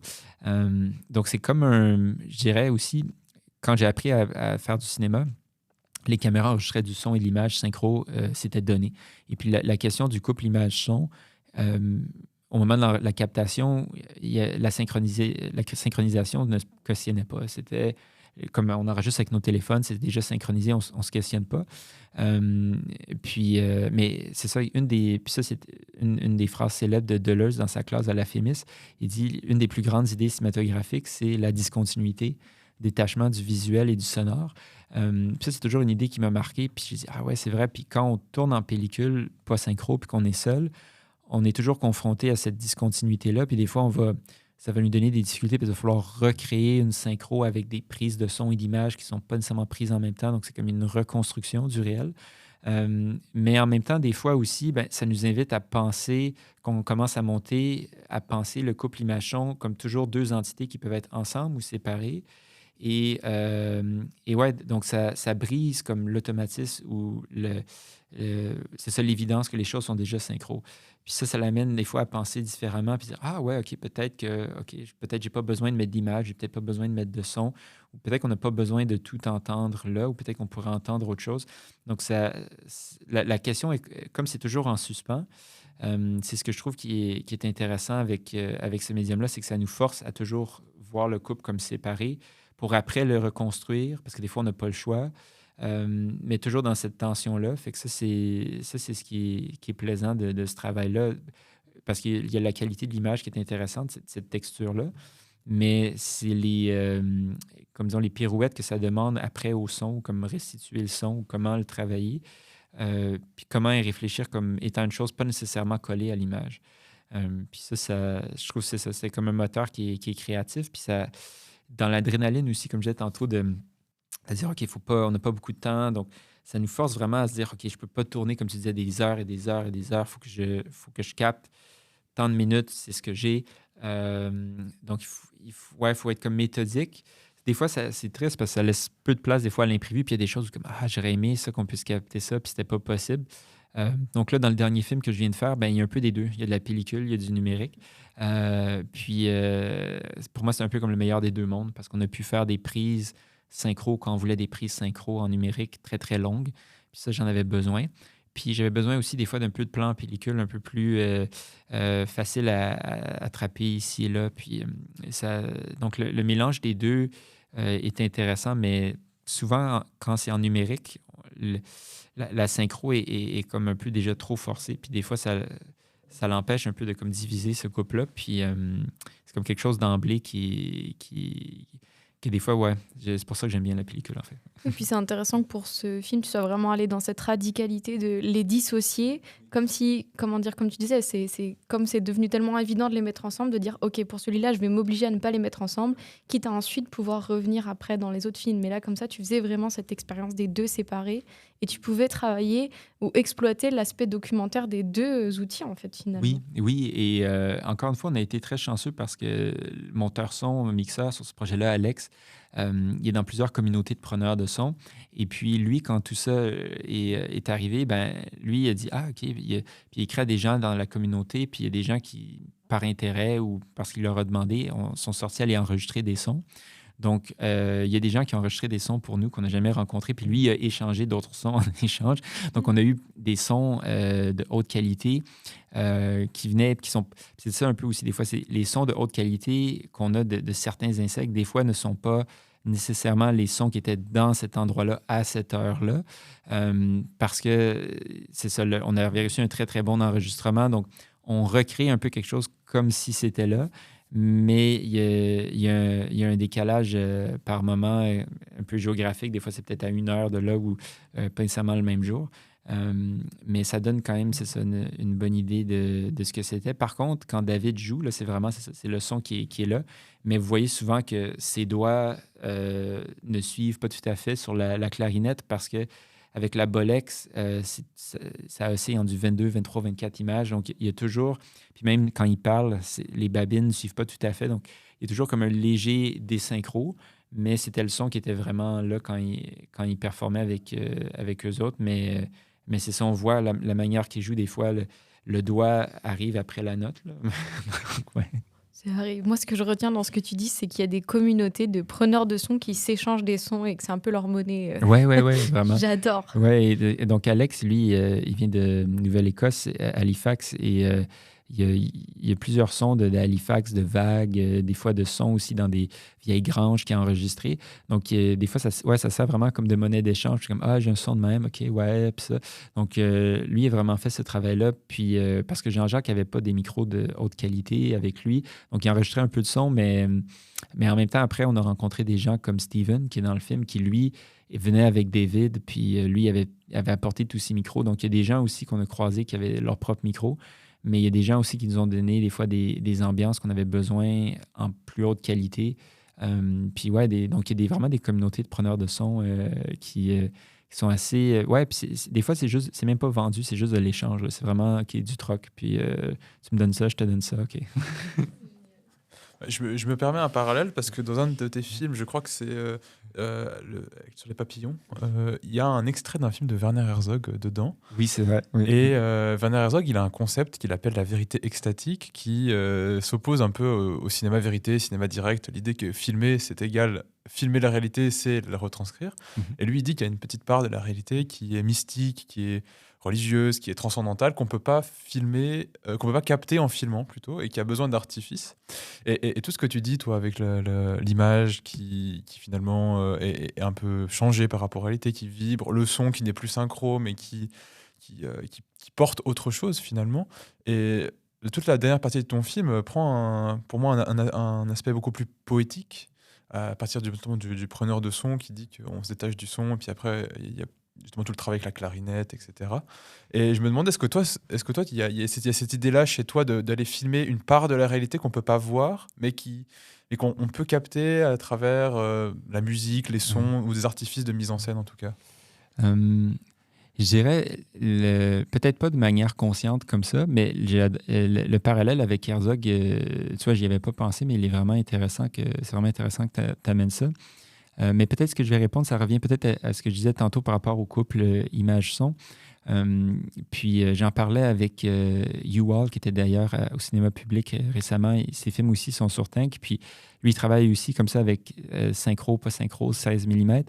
Puis on en parlait ensemble. Puis il y a comme quelque chose, une cohabitation de deux espaces-temps qui est intéressant quand le synchro, hors synchro, ou la dissociation du visuel et du sonore, il y a quelque chose de deux espaces-temps qui cohabitent. Et j'aime cette idée-là où, par exemple, dans le film, il y a un moment où on a trouvé des archives je crois que c'était de 1927, quand c'était le Brood X en 1927. Et ces archives-là, il y a une voix d'un narrateur, il y a une musique un peu tonitruante, mais je pense qu'on n'entend même pas les sons des cigales. Et puis, quand est venu le moment que j'avais cette conversation-là téléphonique avec Jean-Jacques à propos de son automobile dans laquelle il a oublié ses clés, etc., l'ami qui vient l'aider, ben là, il n'y avait pas d'image. Et là, je me suis dit, ah ouais, il y a ces archives-là. Et là, c'est ça qui est intéressant. Il y a comme, peut-être ça fait un peu écho à ce que tu disais avec Herzog, c'est qu'il y a une cohabitation de deux espaces-temps. Il y a comme l'espace-temps de ces archives-là, puis il y a ce qu'il est en train de raconter. Puis ça n'a pas nécessairement de lien, mais par moment, des fois, par magie, il y a des choses qui se passent. Donc, comme quand il dit, ah là, mon ami a dû aller chercher he had to get a wire, open the window, pass it through the door. Puis là, en même temps qu'il dit ça, on voit la personne qui prend un bâton puis qui rentre dans un trou dans une des cheminées que les cigales ont creusées. Puis il y a comme des parallèles improbables qui se passent comme ça, puis comme deux espaces-temps complètement différents. Ou bien il dit, ah ouais, là, il dit maintenant, il a déménagé, puis il habite dans un autre espace, puis là, il va avoir un enfant. Donc, il parle de la personne qui l'a aidé à sortir du véhicule. Puis au moment où tu dis ça, tu as une cigale qui est en train de se métamorphoser, puis qui est en train d'émerger comme si c'était une femme enceinte. Donc, il y a plein de parallèles qui se font comme ça en deux espaces-temps. Donc, des images de 1927, la conversation aujourd'hui, les deux ont vraiment aucun rapport, sinon que, bon, ça s'est passé dans un moment où il y avait des cigales périodiques, mais des fois, de comme juxtaposer ces deux éléments-là qui n'étaient pas synchro, ça crée deux espaces-temps en décalage. Puis là, on se demande, OK, mais qu'est-ce que je regarde, mais qu'est-ce que j'entends, mais c'est quoi la relation entre les deux? Puis des fois, sans trop forcer, il y a comme des analogies où là, l'image et le son se parlent, puis là, c'est comme une rencontre du troisième type, parce que ces images-là et ce son-là n'ont rien à voir ensemble. C'est la dialectique parfaite. Oui, c'est ça, c'est comme une dialectique parfaite. Donc, ces rencontres-là improbables, comme cette scène-là, moi, je l'aime beaucoup dans le film parce que je sais ce qu'il y avait avant sur la bande-son de ce film-là, puis je sais que puis ces images-là sont des archives, puis en même temps, on voit qu'elles sont, même si c'est du 16 ou du 35, elles sont plus anciennes que les autres images, puis sont assez bien tournées. Puis en même temps, on comprend que ce qu'il dit n'a pas rapport à ça, mais là, il parle qu'il était qu'il était enfermé, pas enfermé, mais en tout cas reclus dans la forêt. Puis là, on voit que les insectes commencent à sortir. Donc, il y a comme plein de métaphores dialectiques qui se font dans deux espaces-temps complètement différents. Puis, c'est ça. Donc, des fois, c'est un peu... Je pense que c'est là un peu que la citation d'Herzog évoque quelque chose pour moi. Ouais. Moi, ce que je retrouve dans Herzog, dans tes films, c'est aussi ce rapport à la nature, parce que Herzog, il a un rapport à la nature très particulier, où il dit, pour lui, la nature, elle n'est pas belle parce que c'est magnifique, les animaux, c'est comme ça. Lui, la nature a une violence et elle est amorale, où les animaux se tuent entre eux, peu importe. En tout cas, il y a vraiment, comme dans Grizzly Man, où il dit que un ours, c'est beau parce que c'est dangereux et puis parce que ça peut te tuer. Et je trouve que je retrouve un peu cet aspect-là chez toi, où la nature, elle est belle parce qu'elle est amorale, parce que c'est la nature et que, comme tu parlais des prédateurs plutôt, parce que les prédateurs vont manger les cigales et tout ça. C'est tout à fait... c'est bien que tu amènes ça parce qu'au final, c'est vrai, on avait pensé, moi et Jean-Jacques, à Herzog avec cet extrait-là que tu nommes de Burden of Dreams, je pense, là où il dit « Nature, it's erotic », puis là, il dit « I see death and violence ». Puis, donc, il y avait ça aussi qu'en faisant des recherches sur le sujet, je savais que, OK, c'est plusieurs cigales, mais se font ravager, manger par les oiseaux, par les serpents, par les crapauds, d'autres humains qui les mettent sur les barbecues. Ou moi, pour avoir conduit en Illinois cet été où il y en avait, c'est qu'il y en a tellement qu'on est sur la route qu'on s'arrête, puis là, ils sont tous écrasés sur le pare-brise, partout. Donc, elles s'écrasent. Donc, tu marches dehors, puis là, tu marches sur des cigales parce qu'il y en a partout. Donc, sans même le vouloir, t'en écrases. Donc, il y a quelque chose de comme extrêmement violent dans tout ça, puis extrêmement exubérant en même temps aussi. Fait que, on en avait parlé, puis je pense qu'à un moment donné, il y a une question qu'il a posée à la photographe, puis il dit, il dit quelque chose, nature, harmony, puis je pense que ça vient justement de nos conversations d'harmonie, de nature, où Herzog, il dit, je vois pas... Qu'est-ce qu'il dit? I see no harmony, I just see chaos and murder. Fait que c'est un peu... Ouais, c'est des choses qu'on se partageait ensemble. Puis, donc, ouais, si je me souviens bien, ça nous avait habité au moment de dire, OK, c'est quoi les questions, comment on approche les gens. Puis, ouais, moi aussi, c'est ça, il y a quelque chose là-dedans qui me fascine un peu comme lui, c'est c'est comme cette extrême violence de ça, puis extrême exubérance aussi en même temps.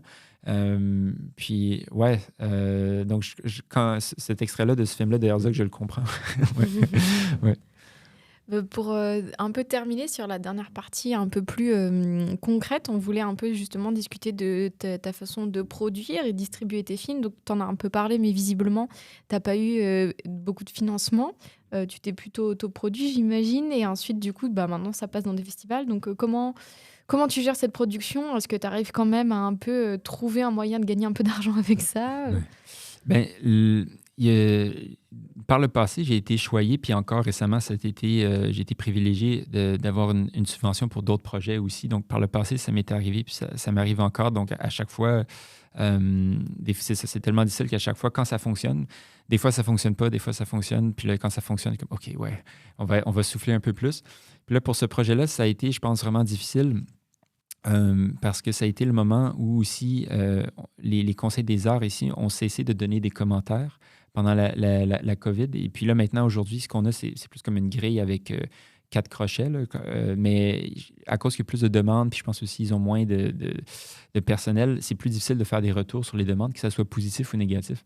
Donc, ça a été avec ce projet-là, ça a été comme le premier projet où, OK, on n'avait pas de retour. Mais je me suis toujours soupçonné, je dis, ouais, c'est vrai que c'est assez difficilement réalisable. Après, il y a Prime qui est venu, Doc à risque, parce que c'était un documentaire à risque. Donc là, je pense que ça a bien aidé. Donc, on a eu cette aide-là pour la post-production. Et après, donc, moi, je réside sur la rive sud, puis il y a un petit conseil des arts, le conseil des arts de Longueuil, puis il y avait aussi la Société canadienne des auteurs médiatiques, qui donne environ une bourse d'environ 2 500 $, qui s'appelle la SCAM. Donc, c'est vraiment comme une scam. Si vous cherchez sur Google, c'est dur à trouver, mais ça s'appelle vraiment la SCAM, et c'est Société canadienne des auteurs médiatiques. Et en Europe, je crois qu'elle s'appelle aussi la SCAM, mais c'est pas Société canadienne, c'est Société civile des auteurs médiatiques. Je pense que c'est ça. Mais Société canadienne des auteurs médiatiques et Conseil des arts de Longueuil et Prime. Donc, c'était tout d'ensemble, c'était l'équivalent d'un budget de. C'est ça, peut-être d'un clip vidéo, même pas d'un court-métrage, parce que c'était vraiment pas beaucoup d'argent. Puis Jean-Jacques avait, comme j'explique un peu dans le film, beaucoup de pellicules à se départir et c'était sa propre caméra. Donc, ça a été un aspect où on a pu sauver des coûts. Mais dans ce cas de ce film-ci, en fait, ce film-là ne nous a rien coûté.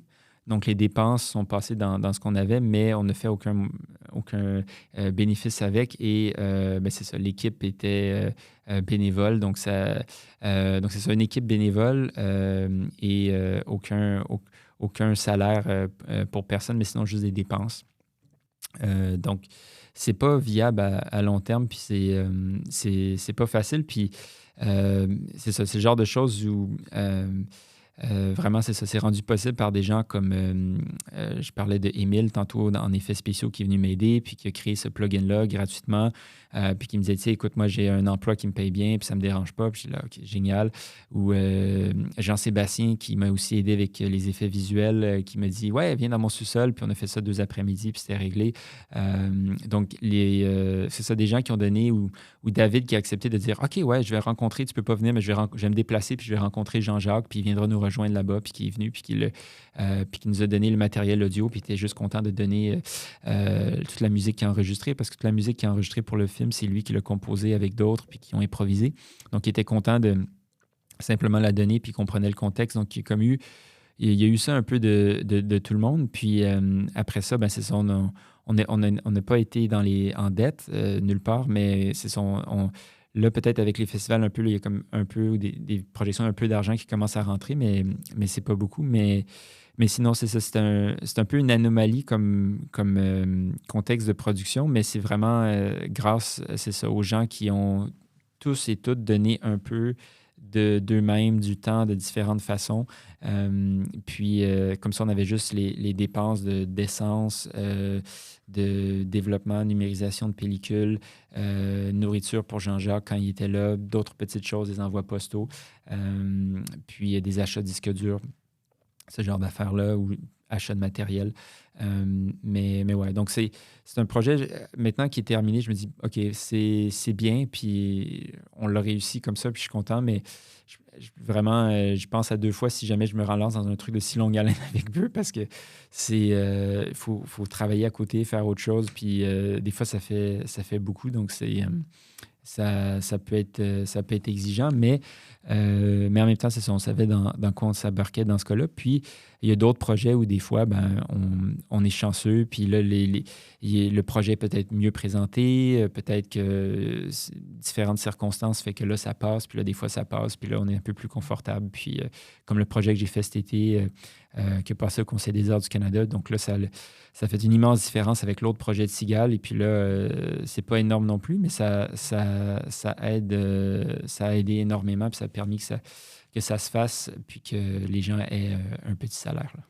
Et du coup, est-ce que, par exemple, passer par des boîtes de production, c'est des choses que tu as déjà faites ou que tu envisagerais? Parce qu'il y a quand même une espèce de contrepartie. Je sais pas à quel point un documentaire où, du coup, certains producteurs peuvent avoir une forme de contrôle ou de mainmise sur ton film quand même. C'est vrai qu'avec les conseils des arts, quand on est artiste, parce on peut avoir des producteurs, productrices délégués, mais ces gens-là doivent avoir aucun contrôle éditorial. Donc, c'est vraiment juste de l'aide, collaboration, mais aucun contrôle éditorial.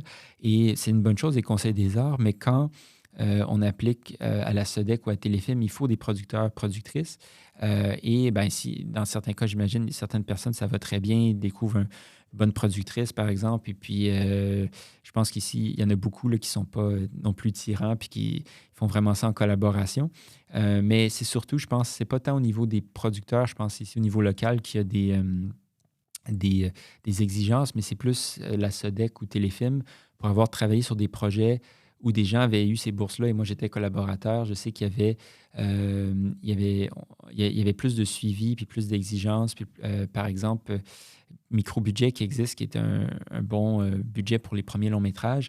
Je pense qu'il y a quelque chose comme 15% du 150 000, il faudrait que je vérifie, qui doit être qui doit être donné à une boîte de promotion, de com pour faire les communications du film. Donc, il y a des exigences de ce genre-là où il faut vraiment donner 15% du budget, je ne sais pas, à telle boîte, il faut vraiment faire telle et telle chose. Donc, il y a des exigences qui viennent jouer là. Puis, il y a des exigences aussi où, des fois, ils vont requérir, OK, ben là, SODEC ou Téléfilm, ça prend des fois une incorporation qui implique aussi des frais comptables plus élevés à la fin de l'année. Qui implique aussi, c'est ça, des fois d'aller chercher les permis et tout. Puis c'est ça, dans le cas de ce film-là, on n'est pas allé chercher aucune assurance permis. Donc, des fois, c'est ça, avec les plus grosses subventions, il y a comme plus de grandes structures qui se mettent en place. Puis c'est bien aussi, mais des fois, ça ne s'adapte peut-être pas à tous les contextes de production. Mais dans mon cas, c'est ça, je peux dire, ce qui est bien des conseils des arts, c'est qu'il y a cette grande flexibilité-là. Mais après, c'est ça, si on a, pour avoir les plus gros montants SODEC Téléfilm, il faut aller voir une boîte. Puis des fois, c'est ça aussi, est-ce que les boîtes ont le temps? Ils ont plusieurs projets. Puis des fois, c'est aussi 2, 3 dépôts sur 3, 4, 5 ans. Donc là, des fois, les boîtes vont réfléchir à OK, est-ce que je prends ce projet-là ou pas? Tandis que quand on est seul, des fois, on se dit OK, je vais le faire de toute façon, je vais trouver une façon. Puis, mais c'est ça, c'est sûr que ce qui est plus artisanal dans les conseils des arts, beaucoup plus de flexibilité. Les budgets sont plus petits par contre, mais il y a cette très grande flexibilité-là, puis une plus grande compréhension du statut de cinéastes qui travaillent seuls individuellement puis qui portent plusieurs chapeaux. Donc, c'est plus libre comme structure. Donc, ça vient avec tous ces avantages, mais des fois, avec l'inflation aujourd'hui ou toutes sortes de choses, c'est ça, c'est dur. Puis, les budgets n'augmentent pas partout. Donc, des fois, c'est difficile de réfléchir, c'est pas possible de donner les tarifs prévus par les guildes ou les associations, mais comment est-ce qu'on peut réfléchir à faire quelque chose qui, grosso modo, au cas par cas, est comme équitable pour tout le monde? Donc, ça implique de faire ce genre de pirouette-là. Puis aussi, des fois, de réfléchir à des choses aussi simples que, par exemple, là, sur un autre court-métrage que j'ai fait, là, je me dis, visiblement, ça coûte cher d'aller en salle de post-production. Mais là, je me dis, bon, ben, je me suis acheté un écran d'ordi qui, quand même, est assez bon, que là, je peux faire l'étalonnage chez moi, ça ne sera pas parfait. Donc, c'est souvent de trouver comme, OK, ben, qu'est-ce qu'on peut élaguer ou qu'est-ce qui est comme une dépense qu'on peut dire, OK, ouais, ça on peut élaguer cette dépense-là où c'est pas tant essentiel. Puis prioriser certaines choses, puis certaines choses, bon, ben, OK, ben, ça, finalement, ça sera pas possible. Puis le film aura peut-être moins un fini professionnel, mais ça va permettre d'être un peu moins serré dans les dépenses. Fait que, ouais. Ouais, sur cette, cette belle, non mais bon état des lieux de ce que c'est de vivre en tant que documentariste et qui est très pertinent hein, finalement en plus comme tu dis avec l'inflation et de moins en moins de subventions pour l'art et le cinéma, c'est important de pouvoir discuter tout ça. Ce qui est souvent invisible, parce que nous on voit les films, mais on ne sait pas toujours comment ils ont été produits, comment ça s'est passé. Surtout que là, toi, tu parles de. Le film a été fait en 2021, tourné, mais dans le film, tu dis que ça fait 5 ans que tu y réfléchis avant. Ouais, donc j'y réfléchissais depuis environ 2014, là, à peu près. Là, c'est ça, 2015-2014. Donc, c'est ça ouais, donc ça fait 10 ans, là, j'y pensais. Là, entre le moment où on se parle aujourd'hui puis le moment où j'ai commencé à y penser, là, ça fait presque 10 ans. Donc, ouais, souvent, c'est ça, les projets prennent plusieurs années. Ouais, faut pas être pressé en documentaire. Ouais, faut pas être pressé. Mais même en fiction aussi, parce que C'est vrai. c'est réécriture, scénario, recherche, Casting. c'est long. Donc, ouais, ça prend du temps. Puis, ouais, c'est de trouver, en même temps, c'est ça, c'est de trouver un peu une façon, je pense, où on se dit, OK, ben, comment est-ce qu'on peut faire les choses? Parce qu'on veut pas non plus, quand on est à la tête d'un projet, comme on embarque des collaborateurs, puis là, c'est sur le prochain projet, j'ai un monteur qui va embarquer. Puis là, j'ai dit, on va voir comment ça marche au fur et à mesure. Puis, comme ça, si pour lui, ça marche vraiment pas, qu'il puisse me le dire, parce que c'est ça, on s'entend, quand on embarque des collaborateurs, collaboratrices avec nous, c'est toujours sous-payé. Donc là, c'est comme de mettre une ligne où comme, OK, je ne veux pas t'exploiter non plus. Je sais, il faut que tu travailles ailleurs, c'est sous-payé. Puis, il faut que ça demeure dans le plaisir, tout ça. Donc, des fois, moi-même, je suis là comme, OK, est-ce que ça, on peut dire oui, ça, OK, ça passe quand même, c'est pas si grave, on le fait pareil. On peut tourner les coins ronds là-dessus. Puis, je préfère comme arriver à certains moments puis dire, OK, ben ça, plutôt que de s'obstiner sur un détail, de juste dire, OK, ben ça, visiblement, on n'aura pas le temps. Tournons les coins ronds, puis vivons avec ça, comme ça. Puis comme ça, on va juste avoir plus d'énergie pour le long terme. Parce que c'est ça, je pense, le danger, c'est de donner beaucoup d'énergie dans ces projets où il n'y a pas beaucoup où il faut travailler aussi à côté, puis ça peut être énergivore. Puis après, ben là, comme, OK, ben, le prochain projet, puis il faut de l'énergie pour le prochain projet. Fait que je préfère tourner les coins ronds, puis qu'il y ait l'énergie pour les prochains projets. Ouais. Comme quoi, si on décorrélait le salaire du travail, ce serait plus facile. Et du coup, pour terminer sur une note complètement plus non, mais plus idéaliste quand même un peu, si tu avais le budget de tes rêves, ce serait quoi le film que tu aurais vraiment envie de pouvoir faire? Pour l'instant, dans les idées de projet que j'ai, là, je viens d'en faire un qui nécessitait comme un voyage sur presque 2 mois. Donc là, et puis j'ai eu un budget qui m'a permis de le faire. Donc ce rêve-là a été réalisé. Donc j'ai été chanceux pour ça. On n'aura pas des gros salaires, mais on a pu le faire sur 2 mois. Ce qui était une chose importante, c'est de passer du temps. C'était vraiment ça que je voulais. C'est pas juste comme là avec Jean-Jacques, on n'avait pas beaucoup d'argent, donc c'est comme une semaine, même pas en courant d'air. Puis je voulais vraiment passer du temps. Donc ça, c'était un truc que je voulais faire. Donc j'espère que quand la situation se présente, qu'à chaque fois qu'il y a des tournages où j'aurai avoir besoin de passer beaucoup de temps puis pas de tourner trop en courant d'air ou de manière trop en intervalle, que ça va être possible d'avoir au moins le budget pour rester là longtemps dans la durée. Parce que ouais, ça donne des meilleurs films. Je pense de pouvoir passer du temps. Donc, mon rêve, ce serait plus ça, de pouvoir continuer à faire ça, en autant que peu importe le sujet, que le budget soit toujours au moins là pour qu'on n'arrive pas puis qu'on ne parte pas en courant d'âme, qu'on ait le temps de juste passer un peu de temps. Puis ça, c'est pas toujours donné. Donc, ce serait ça. Mais sinon, ouais, les autres, il y a plusieurs projets aussi que je veux faire qui ne nécessitent pas beaucoup d'argent, mais beaucoup de temps. Fait que c'est comme une autre paire de manches. Mais ouais, Bah, c'est vraiment une super réponse, une réponse super concrète. Si j'avais du budget, je ferais des films où j'aurais le temps de les faire. Oui, c'est ça, C'est exact. merveilleux. Oui, exact, c'est ça. Ben, passer du temps avec sur les lieux. Puis c'est ça qui est difficile des fois aussi, ou simplement c'est passer du temps en post-prod. Puis c'est comme sur ce film-là, ça a été un peu difficile parce que c'est ça, on demandait à Alex de venir faire le son. Puis lui, il y avait d'autres projets, il faut qu'il vive aussi. Puis donc on a fait le son dans un espace comme restreint, mais si on avait eu du temps pour... On a réussi, puis on est content, mais si on avait du temps pour vraiment passer du temps, puis pas se sentir pressé. Donc, c'est ça, c'est pouvoir pas se sentir pressé parce que le temps, c'est l'argent, puis là, il faut faire vite. Donc, c'est vraiment de pouvoir créer un rythme plus sain. Puis des fois, prendre des pauses, puis faire dire, OK, laissons de côté, on revient, puis là, pas arriver comme, OK, on a 3 jours, puis il faut faire, faut faire, parce que des fois, on essaie toujours, comme je dis, de tourner les coins ronds. Mais des fois, c'est quand même 3 jours, c'est comme trop ambitieux. Là. Parce que l'étalonnage de ce film-là, le long métrage, moi, je l'ai fait en 2 après-midi d'à peu près 4-5 heures chez Prime. Puis je dis, c'est pas parfait, mais c'est ce que j'ai comme budget, puis c'est correct. Puis après, pour le son, là, j'avais comme 3 jours en mix. Puis là, finalement, on en a fait 4, mais là, c'est parce que c'était vraiment déjà ambitieux de faire ça en 3-4 jours. Donc, ouais, juste pouvoir comme dire, OK, ben là, on a 2 semaines. Puis là, on va le faire en 2 semaines. On ne va pas essayer parce qu'on a beau tourner les coins ronds, il y a un certain moment où c'est comme, OK. Puis là, des fois, je suis là. Puis, ouais, fait que c'est ça. C'est d'avoir le temps de faire les choses, se sentir moins pressé. C'est mieux pour le long terme, pour l'énergie. Fait que, ouais. C'est une bonne raison de combattre l'anticapitalisme. Le capitalisme, pas l'anti. On ne veut pas le combattre, l'anticapitalisme. On est plutôt pour.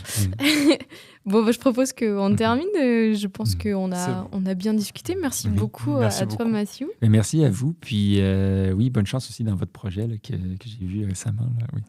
Surtout le projet. Le projet d'Alexandre. Alors, donc, le film est diffusé au RIDM dans 2 semaines, c'est ça Exact. 2 semaines, jour pour jour, presque, ouais. Parfait. Et on peut te retrouver sur Instagram. Exact. Curieux de métier ou sur Facebook. Donc, il va y avoir des billets que je vais faire tirer pour le 29 bientôt. Donc, vous regarderez, ça va être avec une devinette. Donc, ceux ou celles qui auront la devinette auront des billets pour le 29. Ah on va jouer, on est experts, nous, maintenant. Oui, donc il y a une... en fait, c'est une autre découverte très intéressante que j'ai fait récemment. Vous allez voir, dans les prochains jours, la devinette va sortir. Donc, il va y avoir des billets à donner pour le 29. Trop bien. Ouais. On va aller te suivre et on encourage les gens à aller te suivre. Et nous, on se retrouve dans pas longtemps pour notre prochain épisode du podcast Critique. Salut tout le monde. Salut.